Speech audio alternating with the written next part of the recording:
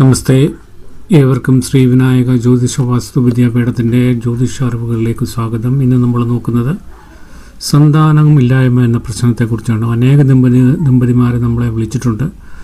ജ്യോതിഷപരമായിട്ട് എന്തൊക്കെയാണ് പരിഹാരങ്ങളെന്നൊക്കെ തേടിയിട്ടുണ്ട്. പക്ഷേ അതുപ്രകാരമാണ് നമ്മൾ ഇന്നൊരു വിശദമായിട്ടുള്ള വീഡിയോ ചെയ്യുവാൻ തീരുമാനിച്ചത്.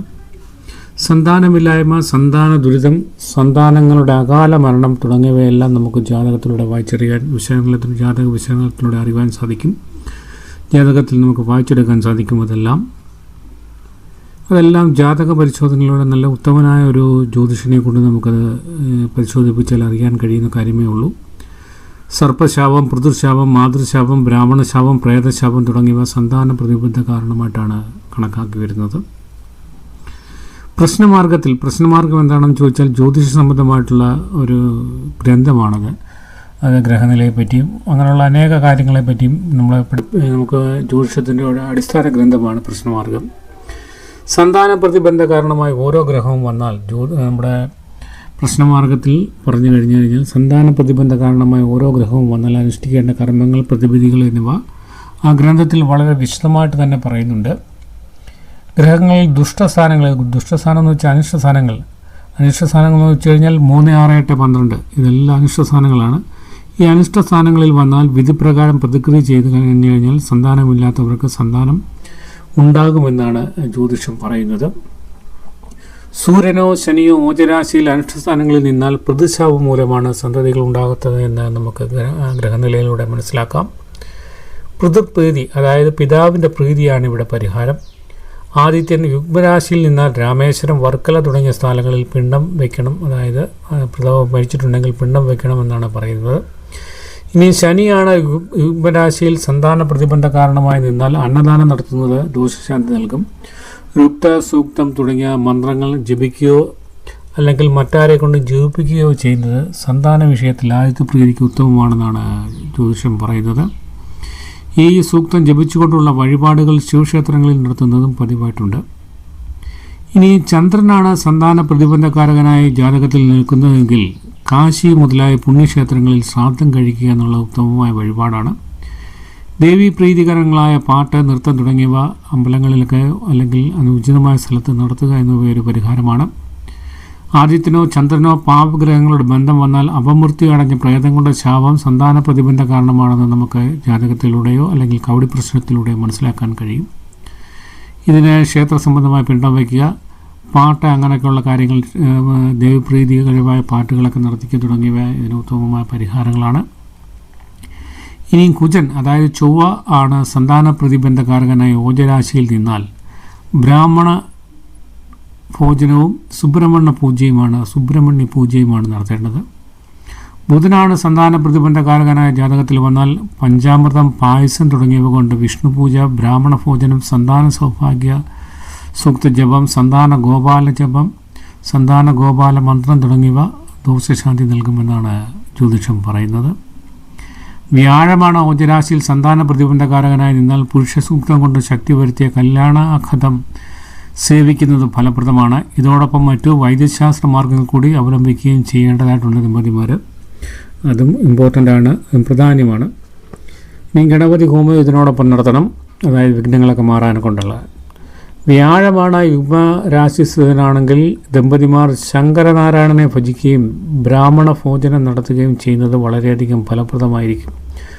ശുക്രനാണ് ഓജരാശിയിൽ അനിഷ്ടസ്ഥിതനായാൽ, അതായത് ഗ്രഹനിലയിലെ കാര്യമാണ് നമ്മൾ പറയുന്നത്, യക്ഷിപൂജ നടത്തുക. യുഗ്മരാശിസ്ഥിതനായാൽ ധർമ്മദൈവ പൂജ നടത്തുക. ബ്രാഹ്മണ ഭോജനം, മന്ത്രശക്തി മുതലായ കൃതസേവ തുടങ്ങിയവയും ഇതിനോടൊപ്പം നടത്താം. ഇനി രാഹുവാണ് സന്താന പ്രതിബന്ധകാരകനായി നമ്മുടെ ഗ്രഹനിലയിൽ ഉണ്ടെങ്കിൽ രാഹു ഓജരാശിയിൽ നിന്നാൽ സർപ്പബലിയും, യുഗ്മരാശിയിലാണെങ്കിൽ സർപ്പപ്പാട്ടും നൃത്തം എന്നിവയും, ഉഭയരാശിയിലാണെങ്കിൽ 2 നാഗപ്രതിമകൾ ഉണ്ടാക്കി പ്രതിപ്രകാരം ദാനം ചെയ്യേണ്ടതുമാണ് സന്താനലബ്ധിക്കായിട്ടുള്ളതാണ് നമ്മുടെ ജ്യോതിഷം പറയുന്നത്. ഞാൻ ഈ പറഞ്ഞ കാര്യങ്ങൾ വളരെ പൊതുവായ പരിഹാരങ്ങളാണ്. ഇല്ലാതെ ദുരിതം അനുഭവിക്കുന്ന ദമ്പതികൾക്ക് വേണ്ടിയിട്ടാണ് ഈ പറയുന്നത്. സന്താനസ്ഥിതി സ്ഫുടം കണക്കാക്കി അതിനനുസരിച്ചുള്ള പരിഹാരം കാണുന്ന രീതിയും ഈ വിഷയത്തിൽ നടപ്പിലായിട്ടുണ്ട്. അവ ഉത്തമനായ ഒരു ജ്യോതിഷിയെ കൊണ്ട് ചെയ്യിച്ച് അതിനനുസരിച്ചുള്ള പരിഹാരമാർഗ്ഗങ്ങൾ അനുഷ്ഠിക്കുക. ബാലഹത്യ, അണ്ടഭക്ഷണം, കുരുത്തദോഷം തുടങ്ങിയ കാര്യങ്ങൾ ദമ്പതിമാർ ചെയ്തിട്ടുണ്ടെങ്കിലും ഈ സന്താന ദുരിത പ്രശ്നങ്ങൾ വരാം. അതുപോലെ തന്നെ ബാലമൃഗങ്ങളെ ഹിംസിക്കുക, അഷ്ടകാപർവണാദി ശ്രാദ്ധം മുടങ്ങുക തുടങ്ങിയവയും സന്താന പ്രതിബന്ധ കാരണങ്ങളായി പറയപ്പെടുന്നുണ്ട്. ജാതകത്തിലൂടെയും പ്രശ്നത്തിലൂടെയും ലഭിക്കുന്ന സൂചനകൾ വിശകലനം ചെയ്ത് അതിൻ്റെ അടിസ്ഥാനത്തിൽ പരിഹാര കർമ്മങ്ങൾ, ഔഷധ സേവ, അനുബന്ധ ചികിത്സകൾ തുടങ്ങിയവ നടത്തുക. ഇവയ്ക്കൊരു ഉത്തമനായ ഒരു ജ്യോതിഷിയുടെ സേവനം അത്യാവശ്യമാണ്. ഇനി മണ്ണാറശാലയിൽ ഉരുളി കമഴ്ത്തുന്നത് പോലെ സന്താനലബ്ധിക്ക് പല ക്ഷേത്രങ്ങളിലും വഴിപാടുകൾ നടത്തി ഫലപ്രാപ്തി നേടുന്ന പതിവ് ഉത്തര കേരളത്തിലും ദക്ഷിണ കേരളത്തിലുമുണ്ട്.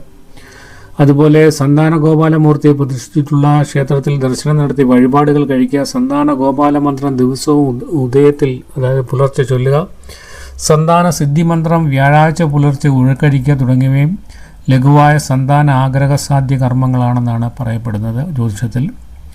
സന്താനലബ്ധിക്കുള്ള ചികിത്സ ആരംഭിക്കുന്നതിന് മുമ്പ് മുൻപറഞ്ഞ വഴിപാടുകൾ, അതായത് ഞാനിപ്പോൾ പറഞ്ഞിട്ടുള്ള വഴിപാടുകൾ കഴിക്കുന്നത് ചികിത്സ ഫലപ്രദമാകുവാൻ ദമ്പതിമാരെ സഹായിക്കും. സന്താന പ്രതിബന്ധ കാരണങ്ങൾ കണ്ടെത്തുകയും കൃത്യമായ പരിഹാരം എന്തെന്നറിയുകയും അത് വിധിപ്രകാരം ഫലപ്രദമായി നിർവഹിക്കുകയും ചെയ്യുക എന്നത് ശ്രമകരമായ ഒരു ജോലി തന്നെയാണ്. ഭാര്യയുടെയും ഭർത്താവിൻ്റെയും ജാതകങ്ങൾ, അവ തമ്മിലുള്ള പൊരുത്തം, പൊരുത്തക്കേടുകൾ, ഇരുവരുടെയും കുടുംബപരമായ പ്രത്യേകതകൾ, ശാരീരിക പ്രത്യേകതകൾ തുടങ്ങിയവയൊക്കെ കണക്കിലെടുത്ത് വേണം പരിഹാരങ്ങൾ കണ്ടെത്താൻ. അതിന് ഉത്തമനായ ഒരു ദൈവജന്യ സഹായം ദമ്പതിമാർ തേടിയേ തീരൂ. ജാതകദോഷ പരിഹാരങ്ങൾ തേടിയതിനു ശേഷം മാത്രം വൈദ്യചികിത്സ ആരംഭിക്കുന്നതായിരിക്കും ദമ്പതിമാർക്ക് സന്താനലബ്ധി വരുവാനൊക്കെയുള്ള ഉത്തമമായ മാർഗം. കവടി പ്രശ്നം, വാസ്തു പ്രശ്നം, ആഭിചാര പ്രശ്നം, വിവാഹ മുഹൂർത്തങ്ങൾ, ജാതകം, ജാതകഗണന, സമയം, സമയദോഷങ്ങൾ, ശത്രുദോഷങ്ങൾ, ആഭിചാരദോഷങ്ങൾ, ഏലസുകൾ, യന്ത്രങ്ങൾ, ദേഹരക്ഷ എന്നിവേണ്ട എല്ലാവിധമായ ജ്യോതിഷ സംബന്ധമായ സേവനങ്ങൾക്ക് നമ്മളെ വിളിക്കേണ്ട നമ്പർ 9553049953. അപ്പോൾ സന്താനലബ്ധിക്കായി ദമ്പതിമാർ സന്താനങ്ങളില്ലാത്തവർ നടത്തേണ്ട കാര്യങ്ങളും അവയ്ക്കുള്ള പരിഹാര മാർഗങ്ങളുമാണ് നമ്മൾ ഇപ്പോൾ പറഞ്ഞത്. ഇതിന് വിശദമായിട്ട് മറ്റൊരു വീഡിയോകൾ കൂടി ചെയ്യുന്നുണ്ട്. ഒരുപാട് പേർ നമ്മളെ ഇതിന് വേണ്ടിയിട്ട് വിളിക്കുന്നുണ്ട്. അതുകൊണ്ടാണ് വിശദമായിട്ടുള്ള മറ്റൊരു വീഡിയോയുമായി വീണ്ടും കാണാം. നന്ദി, നമസ്കാരം.